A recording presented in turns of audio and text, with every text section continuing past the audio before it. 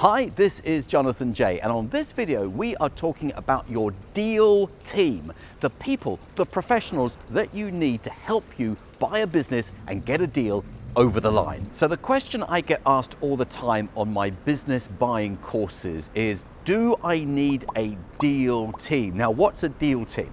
Buying a business is not a one-person job. You need an accountant, most probably, to help you assess the due diligence, the financial due diligence on the company that you are buying. You need a lawyer to do all the legal work for you. You might need someone to advise you on the people aspect of things, the HR aspect. Maybe there are some tax implications that you need some advice on. And most probably, you are not qualified as a lawyer, an accountant, tax, HR, and all of those things. So you need to get other people to help you and assist you. Now, a question I get asked a lot on LinkedIn is, I'm thinking of buying some businesses. I never bought a business before.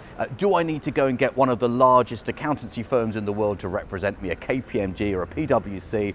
Well, the answer is no. I think people who ask that don't understand the huge fees, like the hundreds and hundreds and hundreds of thousands of fees that can be charged even for a relatively straightforward transaction. And most probably, the first business you're going to buy is a sub 1 million turnover business. So you do need an accountant, you do need a lawyer, but you don't need to go to outrageously large companies. You could have a local lawyer and a local solicitor, but they need to get it. They need to understand what you're trying to do. And most importantly, with a lawyer, you need someone who's not going to get in the way of the deal. Now, what do I mean by that? So this is very important.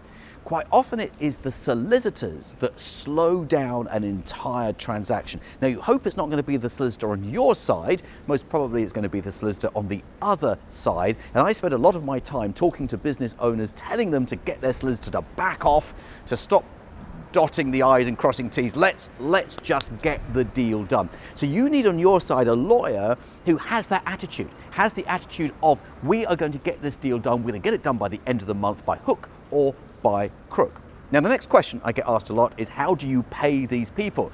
And that's a question often asked by people who don't have a huge amount of money to start off with, and you're concerned about the professional fees running away with you. So what you do is you work on a fixed fee. Now, it might be a fixed fee in a sliding scale, so there's going to be a minimum of this, maximum of this, but you know where your costs are going to be, and then the invoice for those costs is sent to the company that you have acquired after you have acquired it.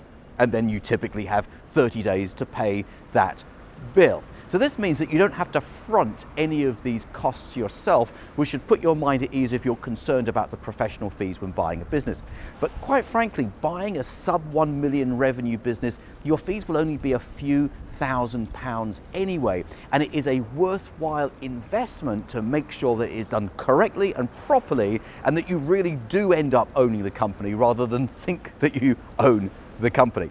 Now, if you found this video useful, please like the video. It tells YouTube that this is a good video for other people to watch. Subscribe to the channel, tap the notifications bell, and I will see you on the next video.